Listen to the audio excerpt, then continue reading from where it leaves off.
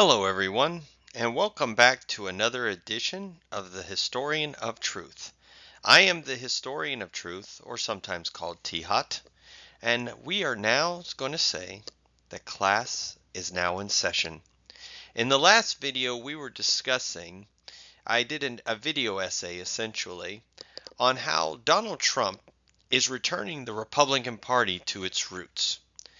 And the essay dealt with the fact that many people have been saying that Donald Trump is some strange radical, that he's like something new to politics that they've never seen before. Like he's something he's not normal to American the way politics is, or his stances are out of the mainstream and these sorts of things. But what I argued in the first half is that Trump, and I'm going to continue to argue in this video, is that Trump is not in actuality a radical.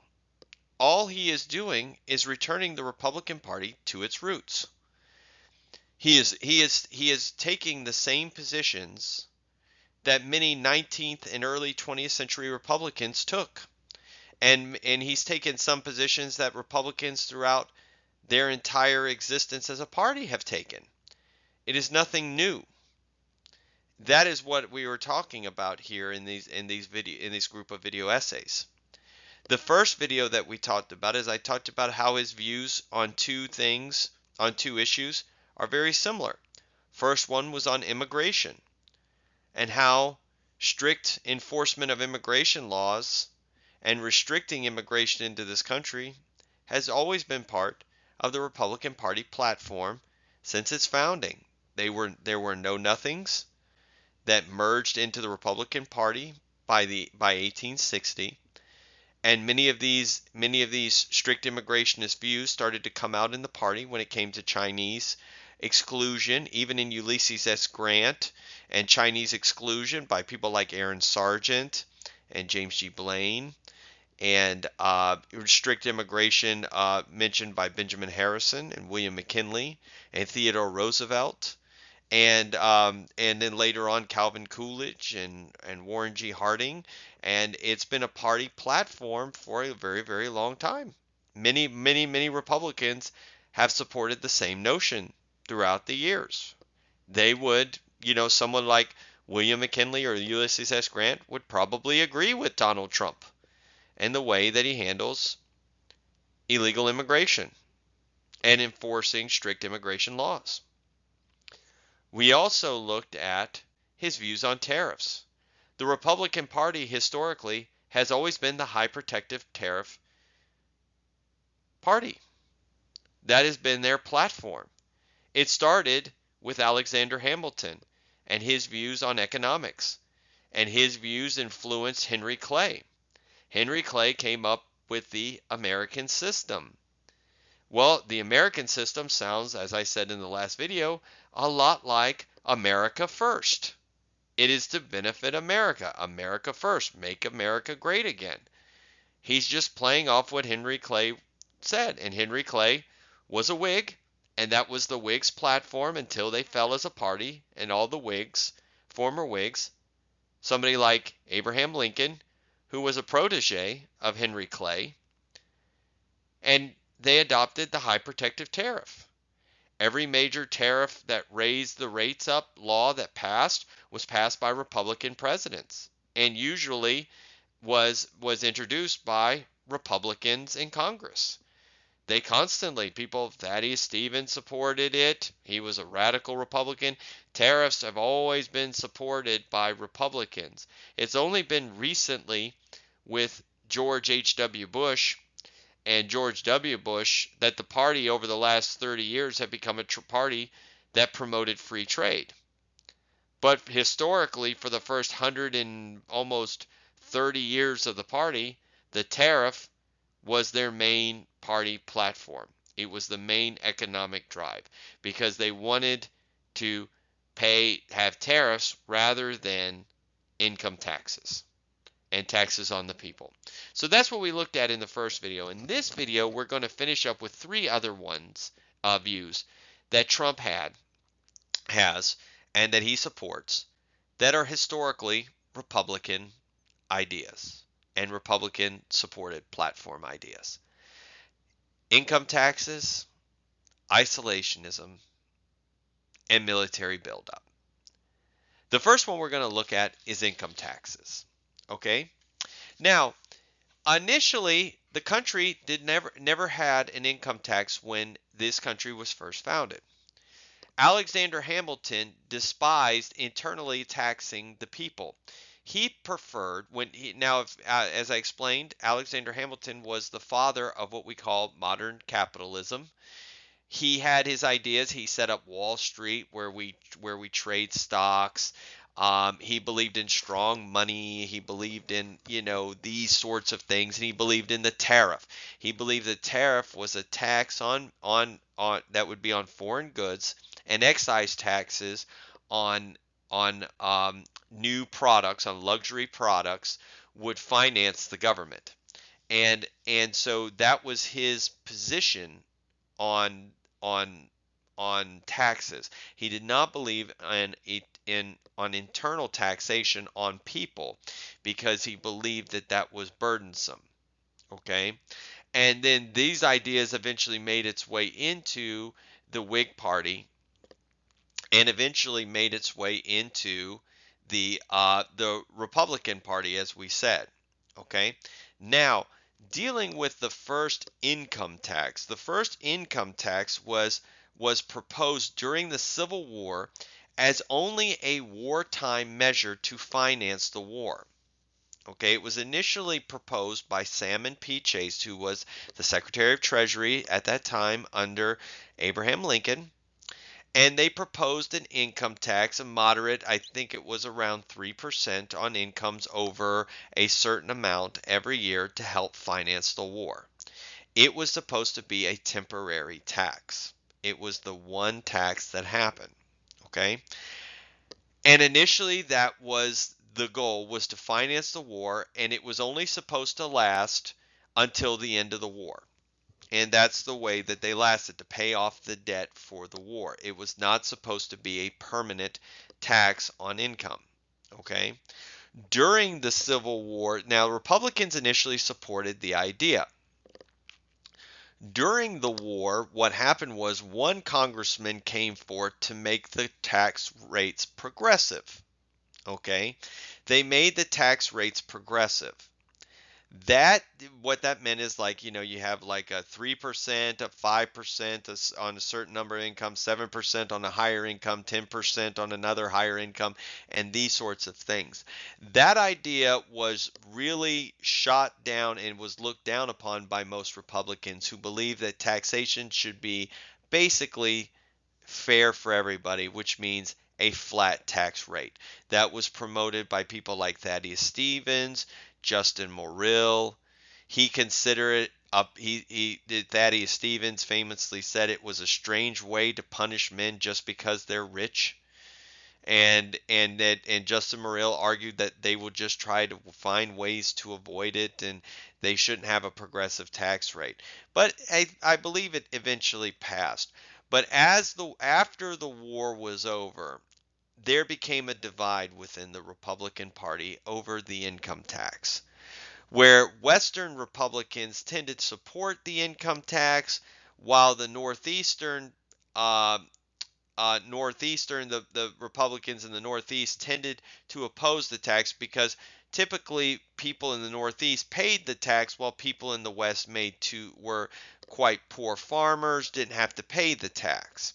And so there was a debate on whether to continue the income tax, or not. Okay? And so I'm just going to read you some quotes from Republicans throughout the time period speaking about the income tax. Okay, this was said by Representative John Stratton, who was a Republican from New Jersey. He said, "I think that the federal tax is always odious to the people, that a tax of any kind is always odious to the people." That was said by John Stanton. Okay. Now, there are several other quotes I'm going to give at this time, and maybe I'll do go into this in a deeper dive in a later video. But here's some other quotes. Representative Noah Davis, a Republican from New York, said the income tax ought not be continued in any form. Representative William Kellogg, a Republican from Pennsylvania, said, I favor the repeal of the income tax. Here they are. The party is already becoming, by 1870, there was a strong push by many in the party to remove the income tax. Okay? Dennis McCarthy, another representative, said this tax is unequal, perjury provoking, and crime encouraging because it is at war with the right of a person to keep private and regulate his business affairs and financial matters. Benjamin Butler, another representative from Massachusetts, said an income tax levied and collected as ours is the most unfair, unjust, and inquisitorial of all taxes. Charles O'Neill of Pennsylvania, he said it was time for the government to relieve them of this onerous burden, talking about the income tax. Stephen Kellogg said the House will strike out all these provisions for the continuance of the income tax and end the obnoxious thing forever. Aaron Sargent it famously said the unpopularity of this tax is universally amounting to loathing and hate. Noah Davis again said the income tax is unequal, unjust, and oppressive.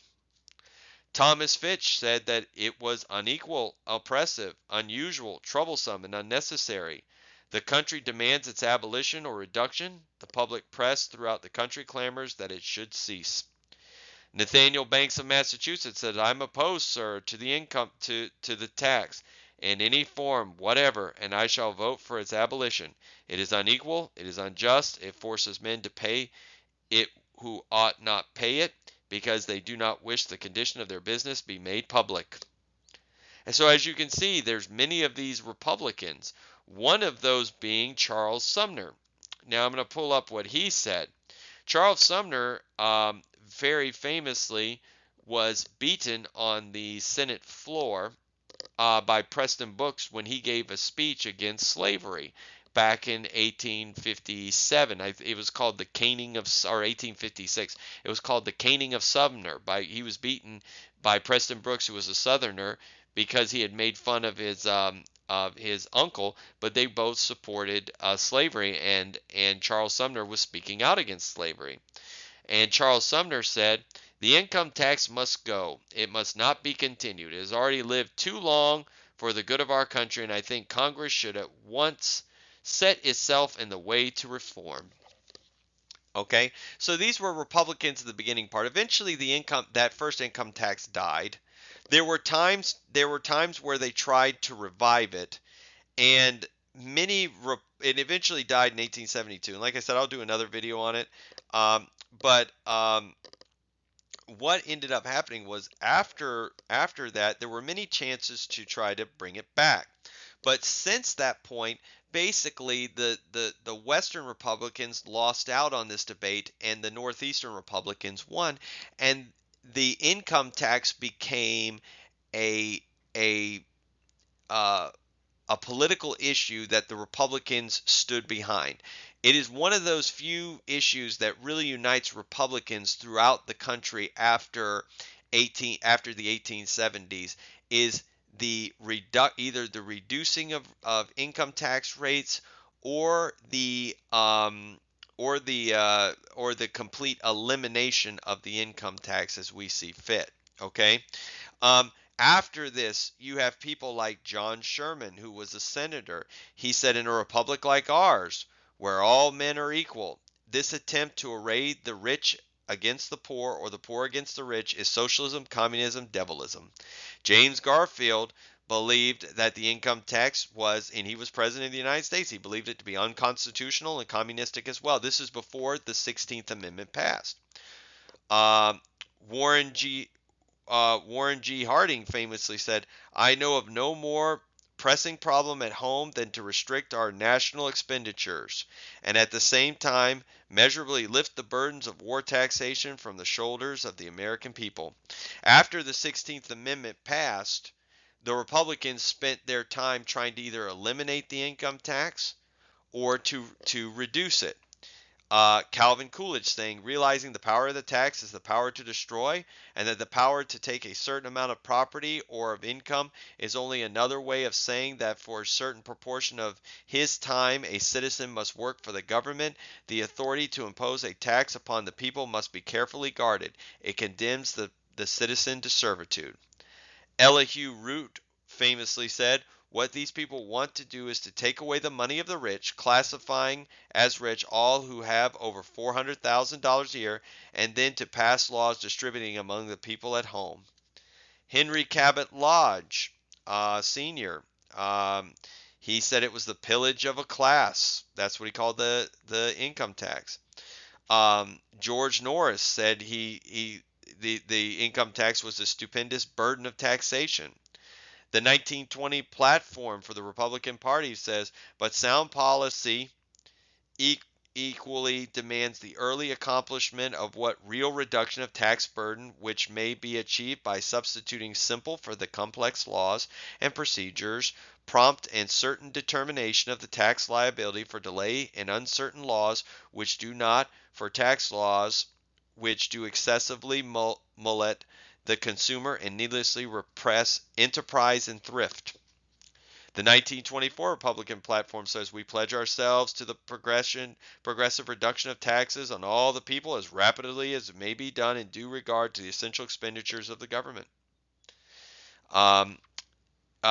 Thomas Dewey, who ran for the Republican nomination, who ran for president as the GOP nominee in 1944, said the present rates of taxation on individual incomes, on corporations, on consumption should be reduced as far as consistent with the payment of the normal expenditures of the government in a post-war period. Dwight Eisenhower, President of the United States, said long continued taxes that are only a little below the confiscatory level will destroy a free government.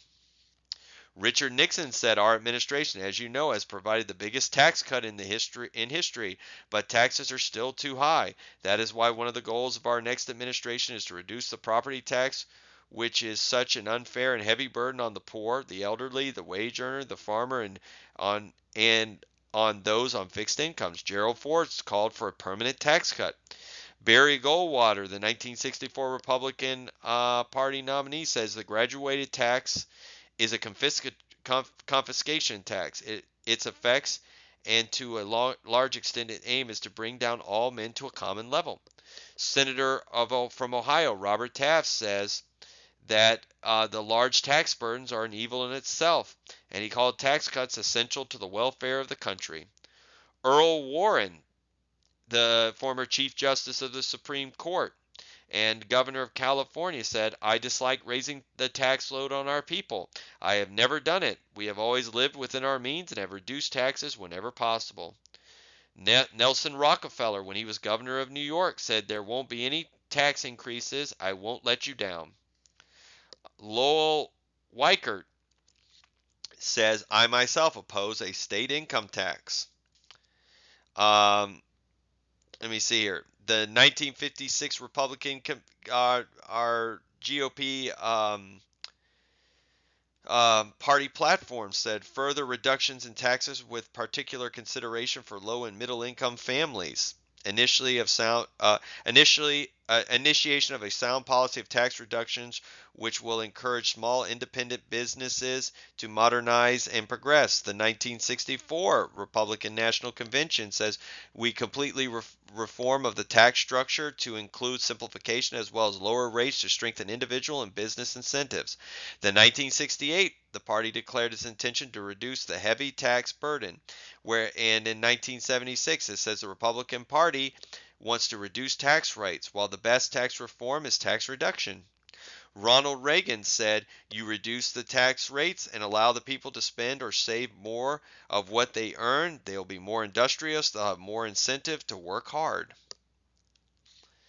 George W. Bush said, the country will be prosperous if we cut taxes. Reducing marginal tax rates will increase economic growth. Dick Cheney, his vice president, said reform the tax code so that families can keep more of what they earn, more dollars that they can spend on what they value rather than on what the government thinks is important. Okay.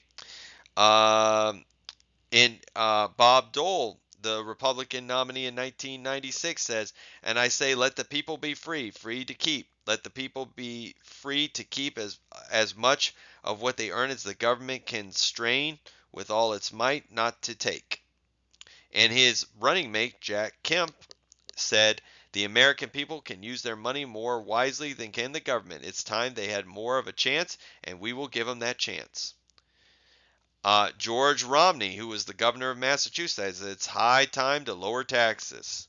Sam Brown or Mike Huckabee said he wanted to nail the going out of business sign on the front of the IRS. John McCain, when he ran in 2008, says we will keep taxes low and cut them where I can. J.C. Watts, former congressman from Oklahoma, says working people deserve lower tax rates. When it comes to tax relief, the only color that matters is green.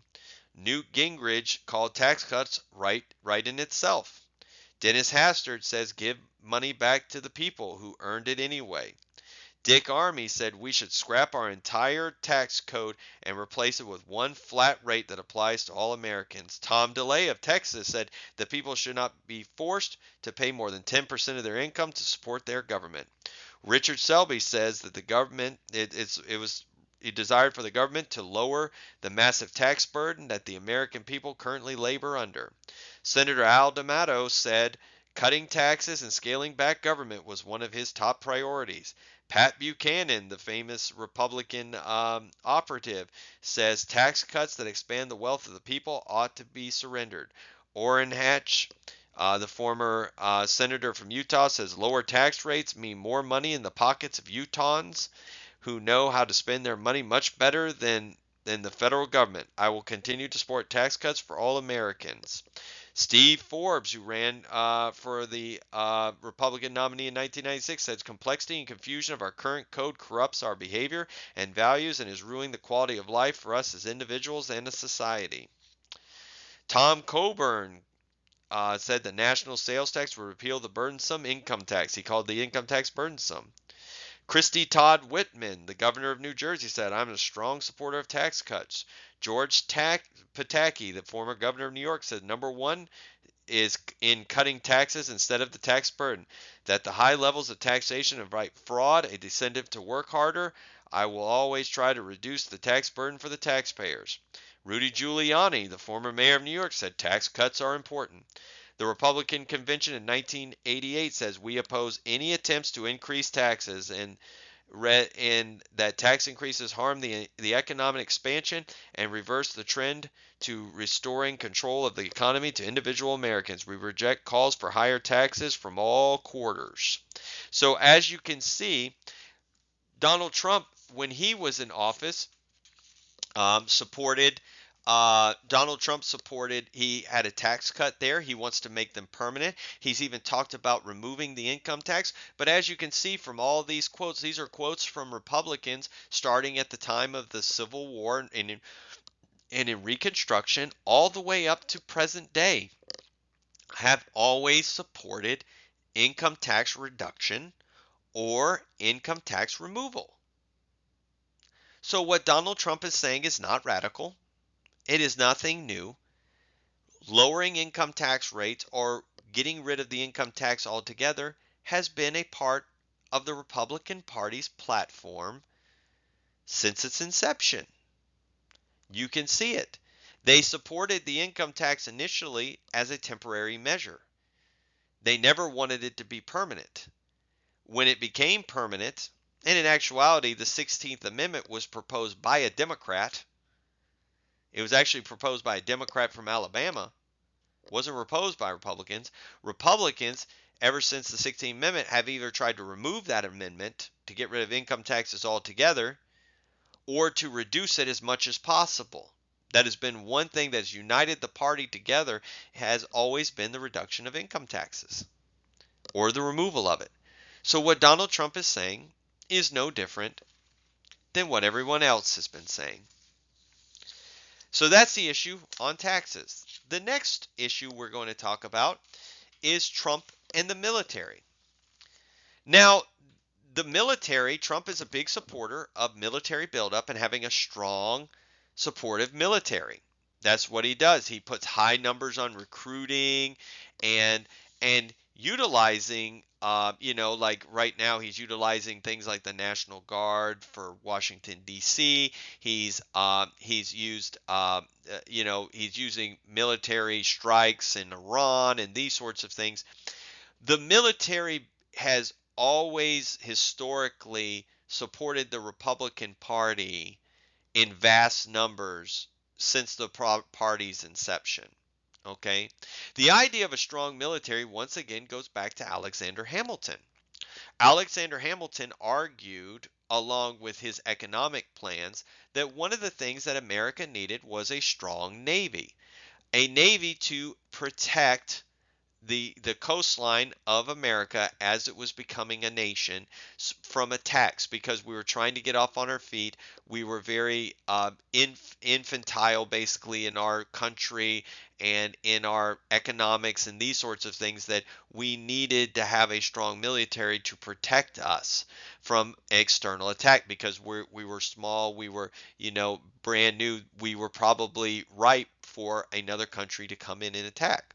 So he argued for a strong military. Okay. Now, we didn't have much of a military. We'd fought wars and stuff. We had some military commanders, but not a whole lot. What what started happening was, after the Civil War, the Republican Party became synonymous with pro-military in America. Okay? The Republican Party wanted to keep in the memory of the American people that they were the party of unity, of the United States, of the Republic. They wanted to make sure they could pin the Civil War on the Democrats.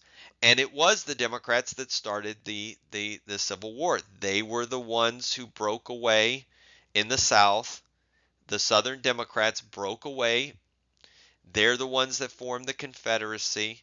People like Alexander Stephens, Robert E. Lee, Jefferson Davis, some of those firebrands and all of them. John C. Calhoun, although John C. Calhoun was dead, he was a very big proponent of slavery, and the breakaway of the Union happened, and then the Civil War happened when the U.S. was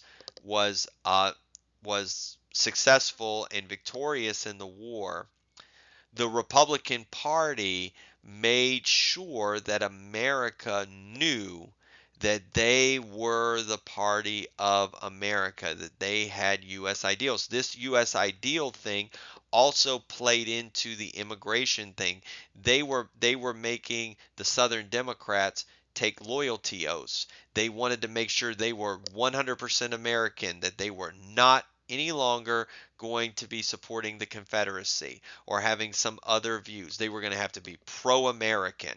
And that view kind of took over for the immigration policy as well. They wanted these immigrants that were coming from foreign lands to make sure they are American. Okay? They were going to make sure they were American and have American ideals. And they wanted to make sure everybody knew they were the party of unity. They were the party of America, of the Republic, of saving the Republic. And you can see this because after the Civil War, most, if not all, of the Republican Party's nominees were Civil War veterans. Okay? The Republican Party became synonymous with military. Okay, that's what happened. They nominated Ulysses S. Grant. You know, they nominated Ulysses S. Grant. They nominated Rutherford B. Hayes. He was a veteran of the Civil War. They nominated James Garfield in 1880. He fought in the war. They tried to nominate in 1884 William Tecumseh Sherman, but Sherman refused to take the nomination. So they went with James G. Blaine. He ended up losing. Then after that, they nominated Benjamin Harrison, who was a Civil War veteran. Then after him, it was William McKinley. He was a Civil War veteran. So you can see they kept going with the military nominees. It was one after the other to make sure that you knew that that they were the party of unity. They were the party of America, not Confederacy. They pinned the Civil War and rebellion and all of that on the Democrats. They wanted to make sure everyone knew that they were synonymous. They were the party that was pro-military. They passed the very famous Pension Act to give pensions to the Civil War veterans. Okay, they were the pro-military. Okay, they also nominated other war veterans. Theodore Roosevelt was a veteran of the Spanish-American War. They nominated Dwight Eisenhower. Dwight Eisenhower fought in World War II. He was the champion of World War II. He was like the Grant 100. He was like Ulysses S. Grant 100 years later. They nominated Richard Nixon, who had served in World War II. They nominated George H.W. Bush, who served in World War II. They nominated Robert Dole, who served in World War II. They nominated John McCain, who served in Vietnam. So you can see they are constantly nominating veterans of wars. And they want you to recognize this. Teddy Roosevelt came out with his Great White Fleet and his policy of speak softly and carry a big stick. That's what it is. It's negotiate, but also have your military ready, okay, in case there needs to be fighting, okay, or a war. It's to promote a very strong military. You would need to you to support a strong military was to be a deterrent for countries to attack you. Okay, Ronald Reagan used that military buildup, and he used it effectively, and it was one of the reasons why the Soviet Union collapsed. You see, military buildup and military and displaying military dominance is something that the Republican Party has always been seen as. George W. Bush, he was a big military spender as well, and so Donald Trump is being no different. As I said with the other ones, he's being no different than previous Republicans and previous Republican Party um, uh, uh, members of the party and presidents. I'm just going to read some more quotes from you from from Republicans throughout history. Here's a quote from Abraham Lincoln, the first Republican president. He says, "Honor the soldier and sailor everywhere who bravely bears his country's cause." Teddy Roosevelt said, "A good navy is not a provocation to war. It is the surest guarantee of peace." James G. Blaine said, "We must have a navy which shall be commensurate with the national power and dignity. The country must maintain its rank and influence as a nation among nations." Elihu Root said, "Not to promote war, but to preserve peace by intelligent and adequate preparation to repel aggression. That's why we need to have a strong military." Henry Cabot Lodge says, "I am for the strongest navy in the world because I believe it's the guarantee of peace." William Howard Taft, President of the United States, says, "I wish to reiterate all the reasons which has presented in favor of the policy of maintaining a strong navy as the best conservator of our peace with other nations." Calvin Coolidge says the country ought not to fail to maintain such a military force as comports with the dignity and security of a great people. John Hay, former Secretary of State, said, "The most important thing for the future of the American people is the maintenance of a strong and efficient Navy." Benjamin Harrison says, "Its Navy should be adequate both upon the shores of the Atlantic and of the Pacific." Dwight Eisenhower said, "Our arms must be mighty, ready for instant action, so that no potential aggressor may be tempted to risk his own destruction." Richard Nixon said, "The lesson of all history warns us that we should negotiate only when our military superiority is so convincing that we achieve our objective at the conference table." Gerald Ford said, "A strong defense is the surest way to peace." Ronald Reagan said, "A strong national defense for the United States is not only indispensable to arms control, but for the security, freedom, and peace of the entire world." Dick Cheney said, "The world needs a strong United States military. A weak America invites aggression and chaos." Bob Dole said, "The strength of the American military is the best guarantee of peace in the world." Paul Ryan, former nominee for vice president and former speaker or former House, I think he was the House Majority Leader or something like that, said, "You can't have a strong economy without a strong military." See, he said again, a strong economy without a strong military. That's the same argument Alexander Hamilton made. Okay? And Donald Trump said this: "A truly successful army is one that, because of its strength and ability and dedication, will not be called upon to fight, for no one will dare to provoke it. My focus is on building the most powerful military of the future." So you can see his military stance is no different than the Republican party's had since the end of the Civil War, when they were trying to basically make themselves synonymous with the United States, with the Republic, with victory, and pinning the rebellion and the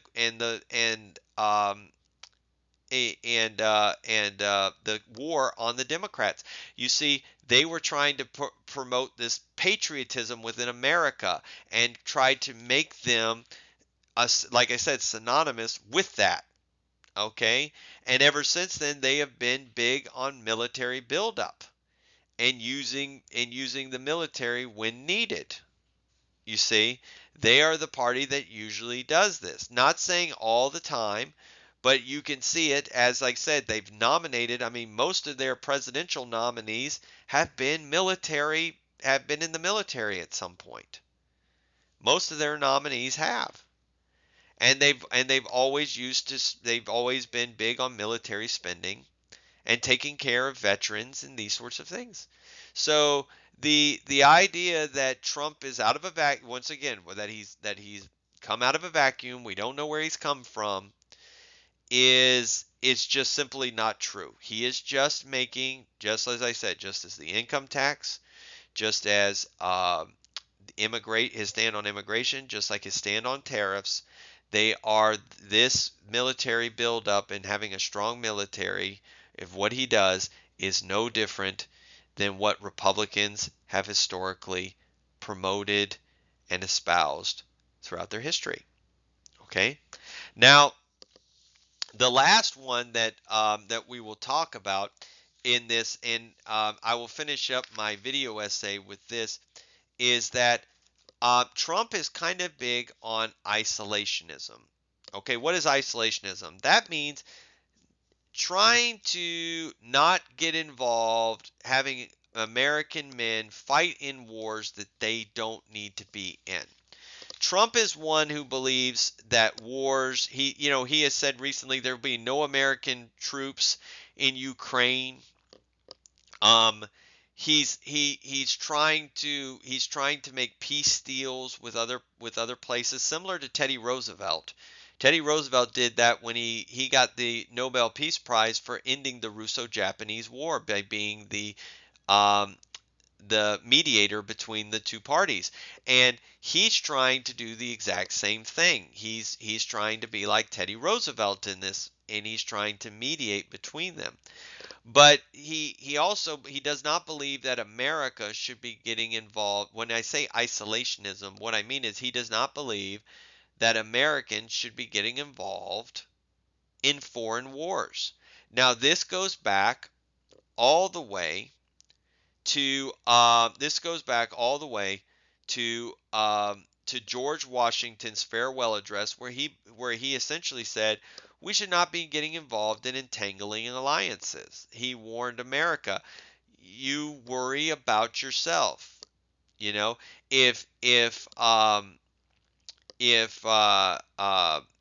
France and Germany are fighting, you don't get involved in that. That's their problem. You worry about yourself. And you could see that when the French Revolution happened. The French Revolution, they asked for American assistance. The French asked for American assistance, and George Washington, who was president at the time, refused to send troops over there. And they felt hurt by that. I think Thomas Jefferson even felt hurt because he thought the French helped us out. We should help them out. But George Washington was not interested in getting into entangling alliances. And that view kind of made its way into the Whig Party and then eventually into the Republican Party.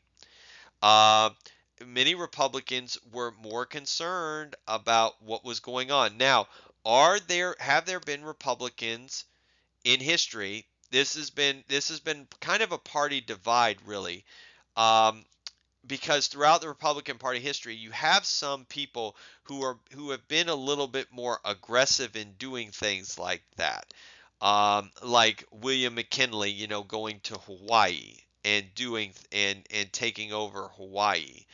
And you have had Republicans that were more supportive of Vietnam, or some of the other ones like the war on terror, or things going in Afghanistan and these sorts of things, versus there's been more of that wanted to get more involved with these things than in more of these external affairs. And there's been a very small few recently. I mean, there's been, I'm sorry, about half of the party doesn't want to, while the other half does. Okay, so you have kind of like that Teddy Roosevelt wing that wants to be more aggressive in in international affairs and displaying American might, and you have about another half of them that don't want to do this. So they don't really want to meddle into meddle into foreign affairs, and Trump is like that. Trump's trying to bring. It looks like he's trying to bring peace to these areas. Whether he's going to or not, I don't know.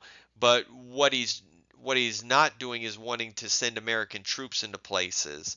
Like he did the strike on Iran, but he did it without having to send in American troops.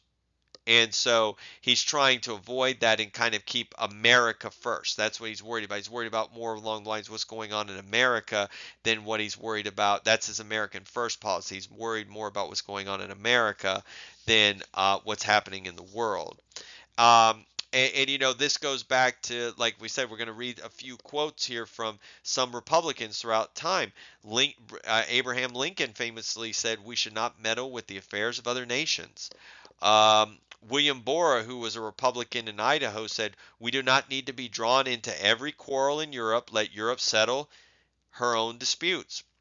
Gerald Nye, a Republican from North Dakota, said, "If it is necessary to send American boys to die on foreign soil to prove that we are a great nation," he said it's not necessary to send American boys to die on foreign soil to prove that we are a great nation.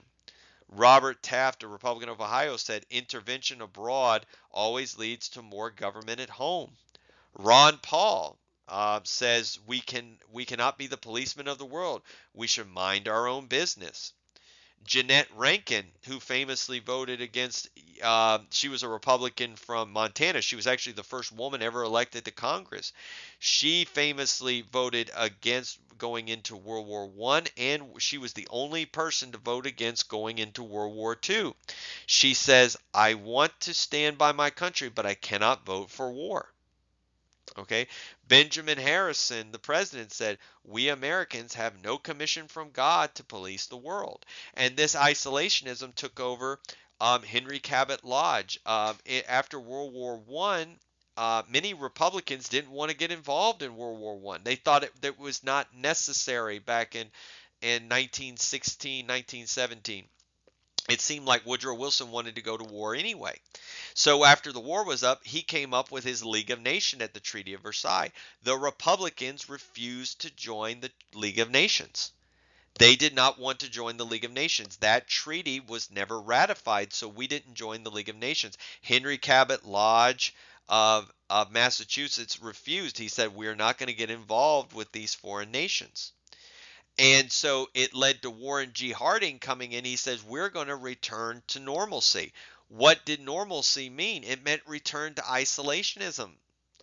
The Democrats lost, and they lost control of the House of Representatives and of Congress in 1918 because they got involved in won, and the Republicans used that. They said, we don't want to go to war. We don't want America in there. America needs to take care of its own problems, our own issues. We don't need to be involved. That's a war for Europe. We shouldn't be involved in entangling alliances. And that view was there from Warren G. Harding, from Calvin Coolidge, from Herbert Hoover. They all kind of had this isolationist view of staying out of other people's business, okay? The world's business. They want to worry about America.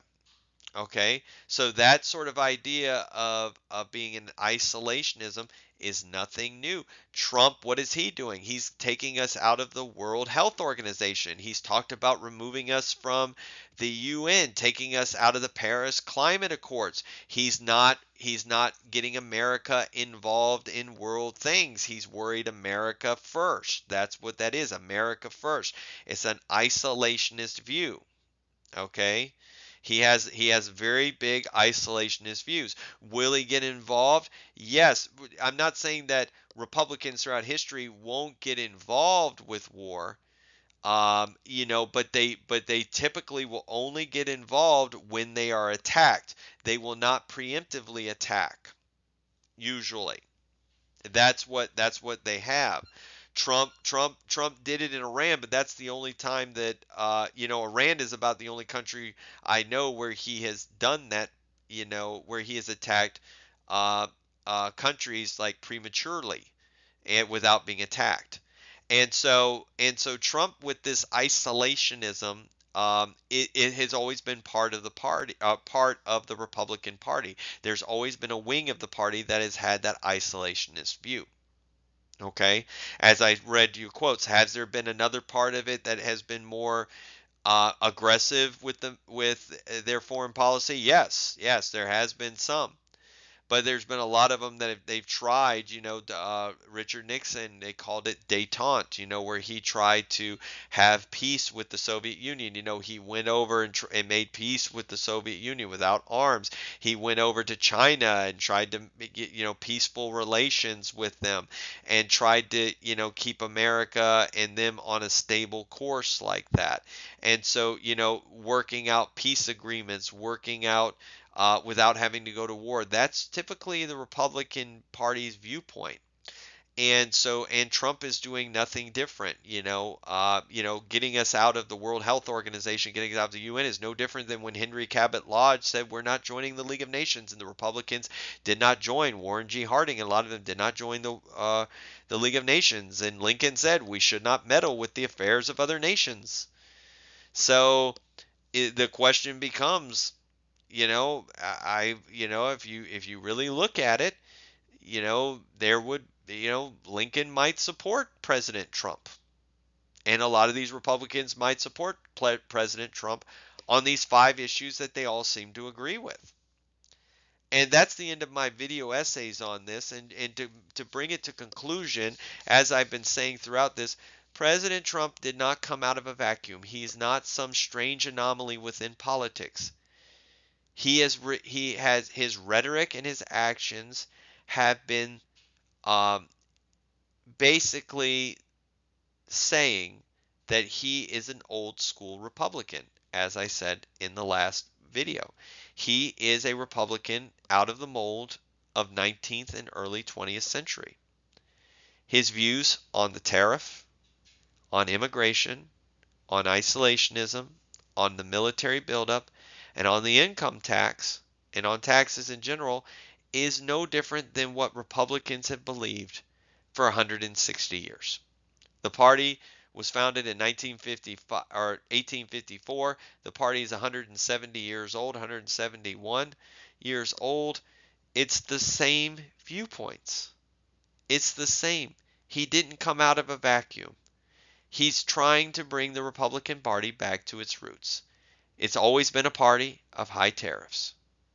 It's always been a party that wants to reduce or remove the income tax. It has always been a party of strict immigration enforcement of the laws. It's always been a party of being pro-military and pro-military buildup.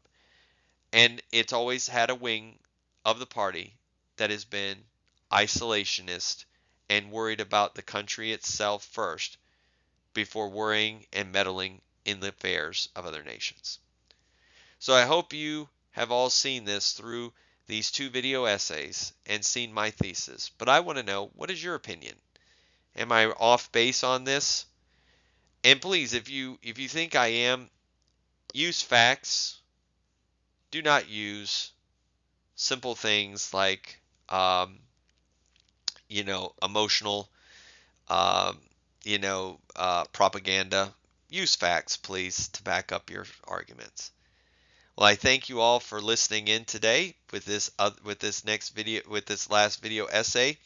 I just want to tell you this. Thank you for listening to the Historian of Truth, and class is dismissed.